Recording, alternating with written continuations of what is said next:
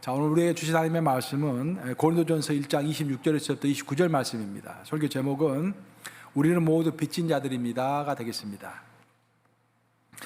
형제들아, 너희를 부르심을 보라. 육체를 따라 지혜로운 자가 많지 아니하며 능한 자가 많지 아니하며 문벌 좋은 자가 많지 아니하도다. 그러나 하나님께서 세상에 미련한 것들을 택하사 지혜 있는 자들을 부끄럽게 하려 하시고 세상에 약한 것들을 택하사 강한 것들을 부끄럽게 하려 하시며 하나님께서 세상에 천한 것들과 멸시받는 것들과 없는 것들을 택하사 있는 것들을 패하려 하시나니. 자, 29절 함께 있습니다. 이는 아무 육체도 하나님 앞에서 자랑하지 못하게 하려 하심이라. 살아계신 하나님의 말씀입니다. 죄송한데 우리 예배부에게 좀 부탁드릴게요. 이 앞에 에어컨이 오른쪽에 좀 꺼진 것 같은데 좀 틀어주시면 고맙겠습니다. 제가 지난주에 오랜만에 휴가를 좀 가가지고 여기저기 좀 둘러보았습니다. 지난주에 우리 하나님께서 저에게 주셨던 은혜와 그 말씀을 여러분과 함께 나누는 시간을 좀 갖고자 합니다. 오늘 설교 주제는 크게 두 가지입니다. 첫째는 우리는 모두 빚진 자이다 라는 그런 이야기를 좀 할 거고요. 또 후반부에 가서는 우리 크리스찬의 삶에 있어서는 과거도 중요하고 미래도 중요하지만 바로 현재가 참 중요하다, 그런 이야기를 좀 나눌 것입니다. 지난주에 이제 휴가 중에 모처럼 시간을 내가지고 온 가족이 저희가 미국에 와서 처음에 살았던 그 아파트 그 아파트 5년 살았어요. 그 아파트에 한번 가서 쭉 둘러보고요. 또 제가 다녔던 학교, 또 우리 아이들이 다녔던 학교, 또 우리 둘째 이제 에스더가 태어났던 그 병원, 그리고 또 우리 온 가족이 다녔던 그 교회 이렇게 쭉 둘러보았습니다. 쭉 둘러보는데 왜 그런지 모르게 눈물이 이렇게 막 나요. 참 과거를 돌아보면 과거는 아름답기도 하지만 많은 추억이 있기 때문에 제 눈물이 많이 났습니다. 왜 눈물이 날까? 호련단신 저희 부부, 미국에 아는 사람이 아무도 없습니다. 미국으로 유학생 부부로 처음 왔을 때 저희를 도와줬던 분들이 참 많이 있었던 것 같아요. 저 생각해 보면은 이름도 알 수 없지만 지금 이름도 잊어버렸어요. 어떤 백인 노인 할아버지신데 학교 채플에서 파티가 있을 때 한번 만났었는데 그 이후로 금요일이 되면 꼭 저를 학교로 찾아오십니다. 찾아오셔가지고 저를 이제 일주일 동안 무슨 일이 있었냐, 어려운 일이 있었냐 이걸 물어보면서 저희 카운셀링 해주세요. 카운셀링 해주시고 꼭 사과 주스를 집에서 만드시는데 사과 주스를 꼭 쌓고 오시고 샌드위치 쌓고 오시고 같이 먹으면서 저를 위로하시고 격려해 주셨던, 너무 오래된 일이라서 이름을 제가 잊어버렸지만 아마 별세하셨겠죠. 그때 한 80이 훨씬 넘으신 노인이셨으니까 아마 별세하셨겠죠. 그런 분들이라든지 또 어떤 젊은 미국인 부부가 있었는데 우리 유학생 부부들을 그 학기 초, 시메스터 초, 또 시메스터가 끝나면 꼭 집으로 초대했습니다. 초대해가지고 식사 대접을 하고, 또 우리 가난한 유학생 부부들의 그 자식들을 이 크리스찬 스쿨이 있었는데 그 크리스찬 스쿨에서 다 거두어 주었어요. 장학금도 주고 해가지고 보통 이제 애들은 퍼블릭 스쿨도 많이 다니는데 특별히 크리스찬 스쿨에서 아이들을 크리스찬 가치로 교육을 하는데 등록금이 있죠, 사립은. 근데 유학생 부부들에게 사랑을 베풀어 가지고 공짜로 공부도 가르쳐주고 했던 그런 기억들이 다 스쳐 지나가는 거예요. 우리 큰애 노엘이 우리 큰애 이름인데 이제 영어 이름인데, 노엘이가 다녔던 크리스찬 헤리티지 스쿨이라는 곳이 있습니다. 크리스찬 헤리티지 스쿨에 이게 쭉 가서 이제 학교를 쭉 돌아보고 오는 길에 제가 그렇게 이야기를 했어요, 아이들에게. 너희들은 크면은 막 커서가 아니라 지금부터라도 너희들에게 이렇게 많은 혜택을 주었던 이런 곳에 너희가 도네이션을 많이 해야 한다. 그리고 너희들이 어렸을 때부터 신앙생활 했던 뉴헤븐 연합 감리교회, 또 뉴욕 감리교회 잊지 말고 평생 기도하고 항상 교회를 도와라. 그런 이야기를 좀 했어요. 물론 좀 부담됐겠지만 애들이. 그런 이야기를 앞에서 하는데 목소리가 막 떨리는 거예요. 눈물이 나가지고 그 도움을 받았던 그런 기억들 기억하면서, 제가 미국에 처음 와가지고 다녔던 교회 이름은 인터내셔널 어셈블리 처치였습니다. 인도 사람들이 주로 다니는 교회였는데 제가 유학을 처음 와가지고 그 담임 목사님이 코시 목사님인데 그 목사님이 우리 유학생 부부들 초청해서 식사 대접하고 배도 태워주고 자기 신앙 간증도 하고 그랬어요. 목사님 보통 분이 아닌 것 같아가지고 우리 온 가족이 그 교회를 다녔습니다. 근데 고시 목사님은 대단하신 분이셨어요. 설교도 대단하시고 영성도 대단하십니다. 나에게 많은 영향을 끼쳤습니다. 그 인도 목사님이신데 원래 이분이 이제 유학생들이 굉장히 귀하던 시절에 그 집안이 좀 잘 살아서 인도에서 내노라는 집안이었기 때문에 미국까지 와가지고 그 당시에는 가장 최첨단 학문이었던 방송학으로 박사학위를 받으셨어요. 그리고 잘 나가던 인생이었는데 하나님의 부르심을 받고 목회자가 된 것입니다. 그래서 우리 그 교회에 참석했는데 설교할 때마다 제가 많은 은혜를 받았어요, 목사님한테. 그래서 한번 제가 그런 목사님에게 그런 말을 한 적이 있습니다. 고시 목사님, 당신처럼 대설교가이고 당신처럼 위대한 영성가가 왜 하나님께서 그 단위 같은 사람 사용하지 않으실까요? 왜 당신은 조그만 교회에서 목회를 해야 합니까? 제가 그런 질문을 한 적이 있어요. 지금 내가 목회자니까 제 그 질문 자체가 아주 잘못된 질문이라는 것을 지금은 알 수 있습니다.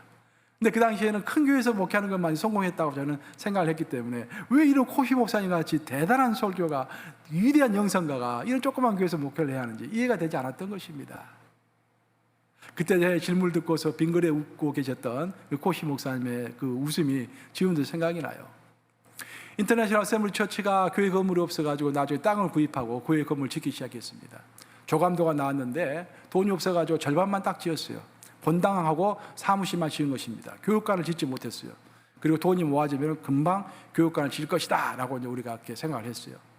근데 지금 이번에 가서 봤더니 아직도 절반을 짓지 못하고 그대로 건물이 있더라고요. 25년이 흘렀는데 아직까지 건물 짓지 못하고 있는 그 모습을 보면서 내가 이번 여행 중에서 가장 마음이 짠했습니다. 가장 마음이 아팠고 어떻게 할 것인가 하나님께 기도도 하게 되고, 우리 온 가족이 그런 정말 가난한 교회로부터 영적 도움을 받고서 오늘날에 우리 가족이 있게 되었다는 것을 생각할 때 정말 나야말로 얼마나 많이 빚진 자인가라는 것을 생각하게 되었던 것입니다. 아프리카 노예 역사를 이렇게 살펴보면요, 아프리카에는 노예들이 이제 많이 있었죠. 그 노예들이 보통 팔려나갈 때는 농장에서 일하는 농장 노예가 되든지 아니면은 가정에서 일하는 가정 노예가 되든지 둘 중에 하나로 이렇게 팔려갔다고 합니다. 근데 그들의 인생은 이제 앞날이 뻔했죠. 굉장히 고생할 수밖에 없는 그런 인생이었습니다. 근데 그 와중에서도 그들이 각자 성공할 수 있는 길이 한 가지씩 있었는데, 그 길은 남자 노예가 성공할 수 있는 길과 여자 노예가 성공할 수 있는 길, 그리고 어린 노예가 성공할 수 있는 길이 각각 달랐습니다. 남자 노예가 성공할 수 있는 길은 딱 한 가지가 있었는데 그것은 노예들의 감독관이 되는 것이었어요. 자기 똑같은 노예들의 감독관이 되어가지고 그 노예들을 더 괴롭히고 더 감시하고 더 힘들게 하고 착취하고 함으로써, 그렇게 하면 할수록, 나쁜 일을 하면 할수록 주인에게 더 많은 인정을 받아가지고 그 지위가 높아질 수 있었던 것입니다. 반면에 여자 노예가 성공할 수 있는 길은 딱 한 가지 있었는데 그것은 왕족이나 귀족의 눈에 띄어가지고 그들의 후처가 되는 것, 그것만이 여자 노예가 성공할 수 있는 길이었습니다. 후처가 되어가지고 왕의 후손이나 또 귀족의 후손을 낳으면은 왕과 귀족은 생각을 한대요. 이것을 내 아들로, 내 자식으로 받아들일 것인지 말 것인지. 그렇게 해서 만약 왕족이나 귀족이 그 후처가, 그 노예가, 여자 노예가 낳은 아이를 내 아이로 인정을 하면은 그 순간에 그 여자 노예는 자유인이 되는 거예요. 그것이 유일한 소망이었다는 거예요, 여자 노예들의. 반면에 어린아이 노예들도 성공할 수 있는 길이 딱 한 가지 있었는데 그것은 그들이 내시가 되는 것이었습니다. 내시가 되려면 거세를 당해야 했죠. 거세를 하는 과정 가운데서 아프리카 날씨가 굉장히 덥잖아요. 날씨가 더울 뿐만 아니라 의료시설이 변변치가 않잖아요. 그래서 거세를 당하는 그 순간에 대부분의 아이들이 그 과정을 이겨내지 못하고 다 죽었다라는 거예요. 병균이 감염되고 그래가지고.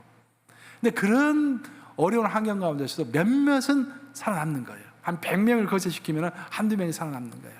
그 한두 명이 크면은 정말 그 왕족과 귀족들의 최고의 신뢰하는 사람이 되어가지고 큰 권세를 누릴 수 있었다라는 것입니다.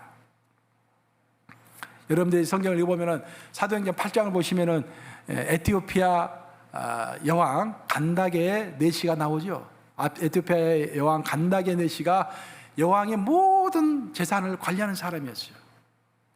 그 사람이 이제 예루살렘에 와서 돌아가는 길에 빌립으로부터 복음을 받는 그런 사건이 나옵니다. 바로 거기서 나오는 그 내시가 이런 과정을 겪었던 사람입니다. 이렇게 노예들이 희망이 없는 상태에서도 각자가 살아남을 수 있는 어떤 길이 있었는데, 이 길보다도 훨씬 좋은 또 다른 길이 딱 한 가지가 더 있었어요. 그 한 가지 길은 뭐냐면은, 그 당시에 아프리카로 선교사로 파송되어 왔던 그 프랑스 신부들이 있었는데, 그 프랑스 신부들이 노예를 사주면은 그것은 횡재였습니다. 프랑스 신부들은 돈이 생길 때마다 노예 시장에 간 거예요. 노예 시장에 가가지고 노예를 샀습니다. 노예를 사서 집으로 데려온 다음에 기본 소양 교육을 다 시키고 직업 교육도 다 시키고, 그래서 혼자 살만 하면은 그때 자유인으로 풀어줬던 거예요. 근데 놀라운 것은 뭐냐면은, 프랑스 신부들이 그 노예 시장에 가지고 노예를 고를 때는 정말 몸이 튼튼하고 잘생기고 아주 뭔가 일을 잘할 것 같은 그런 노예는 절대로 선택하지 않았다라는 거예요. 제일 초라하게 보이고 제일 힘이 없어 보이고 제일 병든 것처럼 금방 쓰러질 것 같은 그런 노예들만 선택해가지고 돈을 주고 그 노예를 샀다라는 거예요. 그리고 그들 데려와서 씻어주고 가르쳐주고 그렇게 해가지고 자연으로 풀어줬다라는 것입니다. 사랑하는 여러분, 바로 이것이 복음입니다. 우리 예수님은 우리 성부 하나님은 이스라엘 민족에게 그런 말을 한 적이 있어요. 이스라엘 민족이 하도 까불까불하니까 그런 말을 했죠. 이스라엘 민족아, 너희는 알지어다. 이 많고 많은 민족 중에서는 왜 내가 너희를 선택했는지 아느냐? 너희가 잘나고 강하고 똑똑해서 너희를 선택한 것이 아니라 너는 이 많고 많은 민족 가운데서 가장 작은 민족이요, 가장 못난 민족이요, 가장 약한 민족이기 때문에 내 영광을 드러내기 위하여 약한 너를 내가 선택했노라 라고 하나님이 말씀하셨지 않습니까? 우리 하나님은 많고 많은 것 중에서도 잘난 것들을 선택하는 것이 아니라 가장 약하고 가장 못난 것을 선택하는 거예요. 제가 오늘 본문 말씀으로 고린도전서 1장을 선택했습니다. 고린도 교회 성도들이 굉장히 자랑이 많았어요. 나는 영적 은사를 많이 받은 사람이다. 나는 마음이 순결한 사람이다. 나는 봉사를 많이 하는 사람이다. 나는 돈을 들여서 가난한 사람들을 많이 도와주는 사람이다. 자기 자랑이 많았습니다. 사도 바울이 어이가 없었어요. 그래서 했던 말이 오늘 본문 말씀, 고린도전서 1장 26절 말씀이죠. 이런 말을 했죠. 한번 같이 읽어보겠습니다. 고린도전서 1장 26절 함께 읽습니다. 시작. 형제들아, 너희를 부르심을 보라. 육체를 따라 지혜로운 자가 많지 아니하며 능한 자가 많지 아니하며 문벌 좋은 자가 많지 아니하도다. 야, 자랑하는 너희들아, 돈 많다고 자랑하고 은사가 많다고 자랑하고 힘이 많다고 자랑하는 너희들아, 너희 가운데 내가 보기에는 지혜로운 자가 많지 않아. 내가 보기에는 너희 가운데 능한 자가 많지 않아. 내가 보기에 너희는 문벌 좋은 자가 많지 않아. 하나님이 너희가 지혜로워서 또 능력이 있어서 또 너희들이 문벌이 좋아서 너를 선택한 것이 아니라 너희가 정말 못나고 약했기 때문에, 약하고 못났기 때문에 내가 너희를 선택하여 구원을 주었다라는 것을 너희는 잊고 있느냐라고 사도 바울은 말하고 있는 것입니다. 사랑하는 여러분, 여기에 앉아있는 여러분 모두는 한 사람도 예의 없이, 최소한 이 강단에 앉아있는 여러분 모두는 한 사람도 예의가 없이 성부 하나님의 사랑과 은혜, 성자 예수님의 십자가에서의 고통, 그 은혜를 통하여서 여러분이 구원받았고 이 자리에 앉아있는 것입니다. 여러분이 잘나서 이 자리에 앉아있는 것이 절대 아닙니다. 그래서 여러분들은 성부 하나님과 여러분의 사랑을 베푸신 성부 하나님, 자기 외아들을 아끼지 아니하시고 이 땅에 기꺼이 우리를 위하여 보내신 그 성부 하나님의 은혜, 그리고 그 십자가에서 나를 위하여 고통 가운데 십자가에서 피를 흘리신 그 예수님의 성자 예수님의 사랑, 그 은혜와 사랑의 빚진 자인 것을 잊지 마시기 바랍니다. 우리 모두 빚진 자예요. 여러분이 하나님으로부터만 빚진 자가 아닙니다. 여러분 다른 크리스찬들로부터 또 은혜를 많이 받은 그런 빚진 자들이에요. 또 여러분들은 미국 정부, 어쩔 때는 미국 정부도 많이 비판하지만 어찌됐든 미국으로부터 많은 빚을 진 사람들입니다. 여러분 그거 인정하지 않을 사람 여기 단 한 분이라도 계세요? 우리는 다 은혜 받은 사람들입니다. 빚진 자예요. 제가 우리 목사님들 최근에 만나가지고 교단 분리 이슈 이야기하면서 여러 이야기를 하면서 교단 비판을 많이 합니다. 저는 그런 소리도 했어요. 야, 그래 너희 생각해봐라. 너희 와가지고 그래도 UMC에서 울타리가 돼가지고 너희들 영주권도 다 받고, 그래도 목사로서 인정받고, 너희들이 장독이나 침례에 가서 봐. 지금 내 이렇게 제대로 목회할 수 있을 것 같아. 네, 그런 말도 했어요, 제가. 널 다 개척교회 하면서 엄청 고생할 거야. 그래서 UMC가 다 너희들 울타리 돼가지고 널 여기까지 올라온 거야. 우리 감사하게 일단 생각해야 돼. 교회다 비판하면 안 돼. 이제 그런 소리를 했습니다. 이제 솔직한 심정입니다. 여러분 직장 어때요? 여러분 직장들 다 비판 많이 하시죠? 하지만 여러분 직장 없을 때 어땠어요? 직장 주기만 해달라고. 일단 나를 뽑아만 달라고. 내가 열심히 하겠다고. 그렇게 말씀하지 않으셨어요? 우리 교회도 마찬가지로 부사역자들 많이 옵니다. 부목사님들, 전도사님들. 올 때는 전부 뽑아만 달라고 전부 그래요. 지원을 많이 합니다. 뽑아만 달라고 그래요. 마찬가지로 우리도 직장 갈 때, 직장이 없을 때는 뽑아만 달라고 그럽니다. 그래서 우리가 은혜를 받아서 뽑힌 것입니다. 우리 항상 빚진 자의 자세로 살아야 돼요. 뉴욕 감옥에도 마찬가지입니다. 이 교회로부터 여러분들이 받은 혜택이 얼마나 많은지 모릅니다. 여러분들 다른 사람들이 기도할 때 함께 모여서 기도할 수 있었고, 다른 사람들이 예배 드릴 때 함께 모여서 예배 드릴 수 있었고, 이 여러분의 모교회입니다. 이 교회를 통해 여러분들이 얼마나 많은 혜택과 은혜를 받는지 모릅니다. 우리 모두 빚진 자인 것입니다. 제가 휴가 초반부에는 가족과 함께 이렇게 시간을 좀 보냈고요. 휴가 이제 거의 끝나갈 쯤에 후반부에는 내 사랑하는 목사님들 두 분과 함께 윌리엄스 칼리지가 있는 노스 애담스에 가서 1박 2일 시간을 보냈습니다. 우리 목사님들이 이제 목회할 때는 과묵하죠. 말이 많으면 실수가 많으니까 강단에서 말 많이 하지만 강단을 딱 내려오면 일단 말을 많이 하지 않으려고 합니다. 목사들은 이게.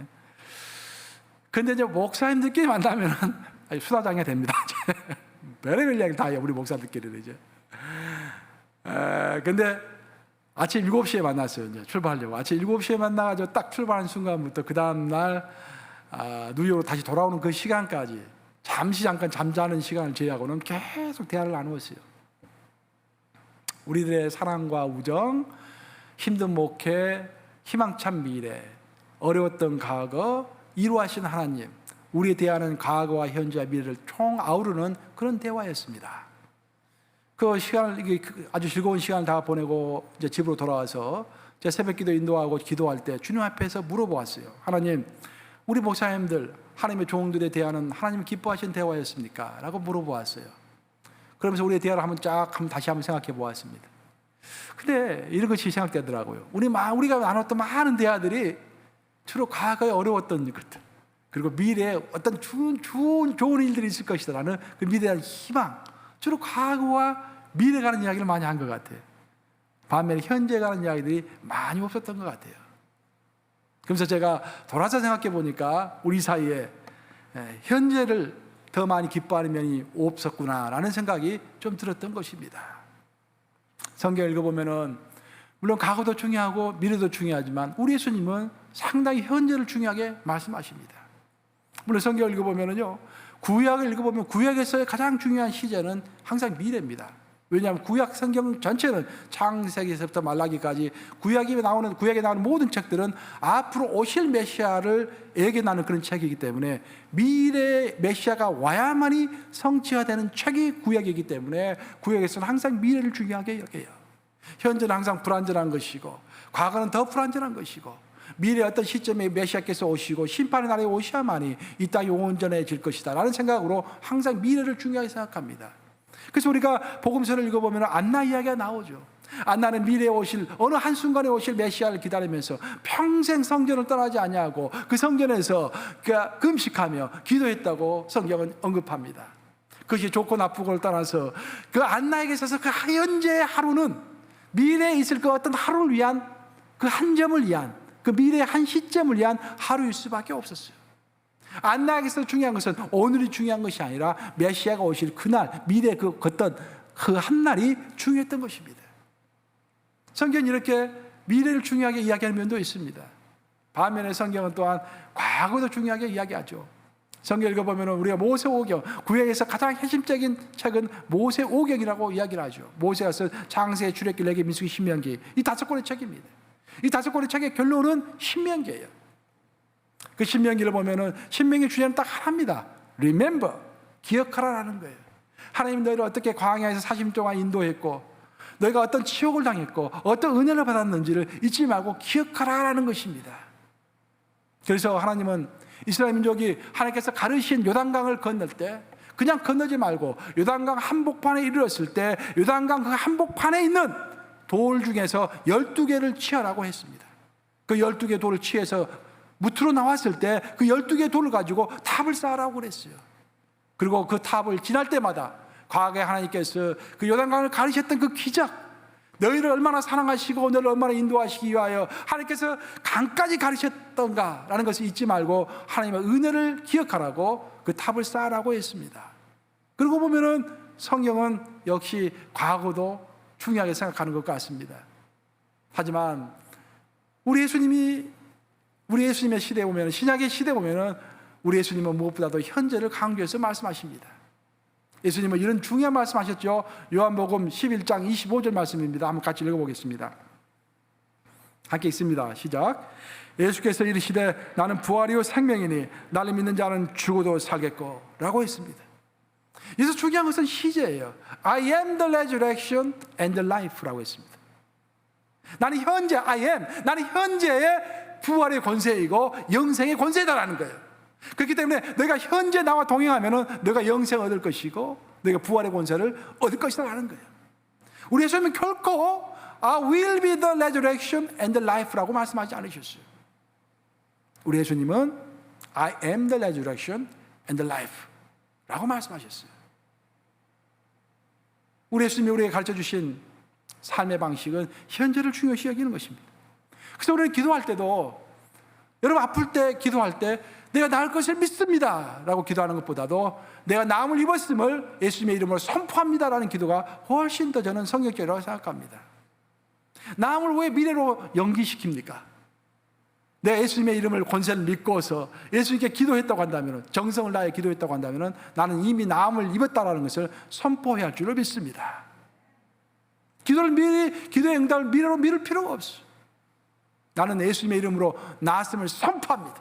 내 예수님의 이름을 믿었기 때문에, 예수의 권세로 하나님께서 명령하신 대로 기도했기 때문에 반드시 하나님은 나를 낫게 하실 것이다 라는 믿음의 표시로서 나음을 선포하는 것입니다. 이처럼 우리 예수님은 내일이 아니라 now and here, 바로 여기서 벌어지는 오늘의 현장을 중요하게 우리에게 말씀하시는 거예요. 이것이 중요한 것은 우리는 많은 미래에 대해서 많은 불안감이 있습니다. 믿는 우리들도 미래 심판의 날에 내가 심판대를 잘 통과할 것인지 그런 염려가 있어요. 또 과거에 대한 후회도 있습니다. 과거에 내가 왜 그렇게 행동했던가.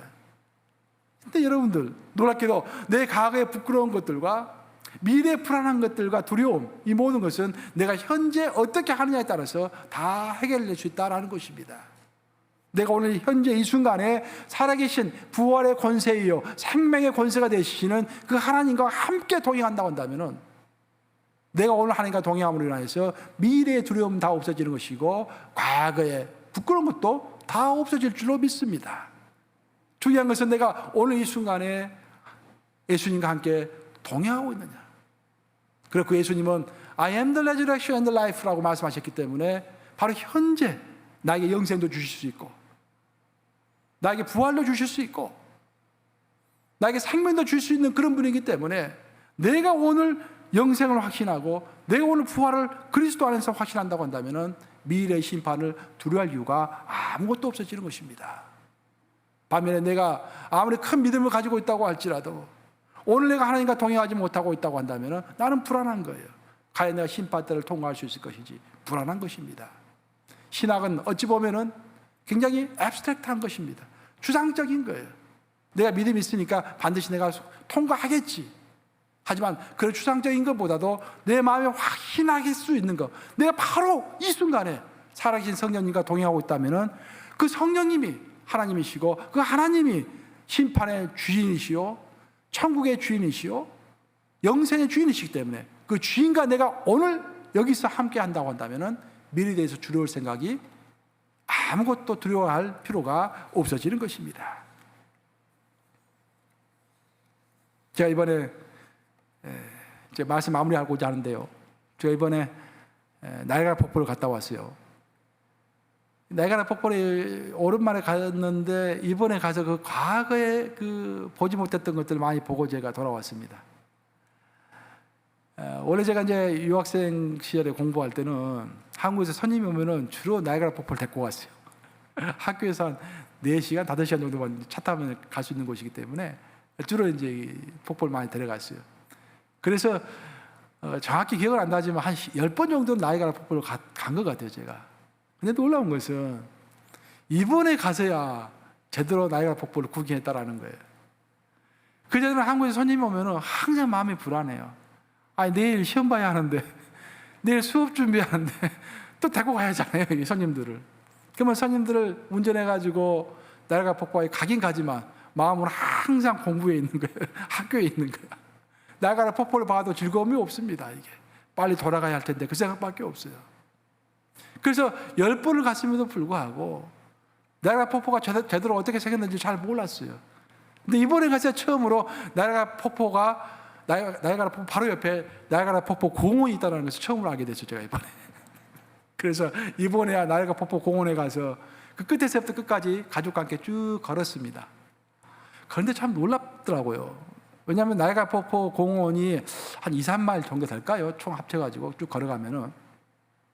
근데 물이 끝에서부터 걸어가기 시작하니까 물은 굉장히 잔잔해요. 폭포 가까이 갈 때까지도 물이 잔잔합니다.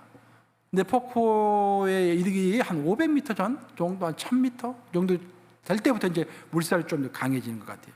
그 점점 물살이 강해지더니 드디어 큰 폭포를 만나가지고 물이 떨어지는 것입니다. 저는 그 광경을 보면서 그런 어떤 영감을 받았어요. 모든 사람들은 큰 폭포가 되는 순간을 기다리죠. 세상 말로 하면 해뜰 날을 기다리는 것입니다. 그렇죠? 해뜰 날을 기다리면서 그 순간이 언제 올까? 내 인생의 절정기가 언제 올까? 라는 것을 다 기다립니다. 그런데 그 인생의 절정기는 오기 전까지는 잔잔히 흐르는 시기가 반드시 필요하다라는 것입니다. 움직이는 것 같지 않지만 움직이는 그 잔잔한 물결이 계속해서 도도하게 천천히 흘러가다가 어떤 시점에 이르면은, 어떤 때가 이르면은 큰 폭포가 되어가지고 땅으로 떨어지는 것입니다. 그걸 보면서 다시 한번 생각해 보았어요. 우리 인생에도, 나의 인생에도 언젠가 하나님께서 삼손을 마지막 때 사용하셨던 것처럼 사용하실 날이 있을 것이다. 하지만 그날만 중요한 것이 아니라, 하나님께서 나를 크게 사용하실 그날만 중요한 것이 아니라 오늘 이렇게 잔잔하게 흘러가는 이 하루도 중요한 것이다.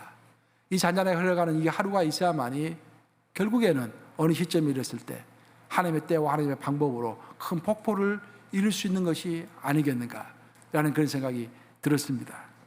오늘 잔잔히 흐르는 내 인생이 없다면 내일의 큰 폭포와 같은 순간은 결코 올 수 없을 것입니다.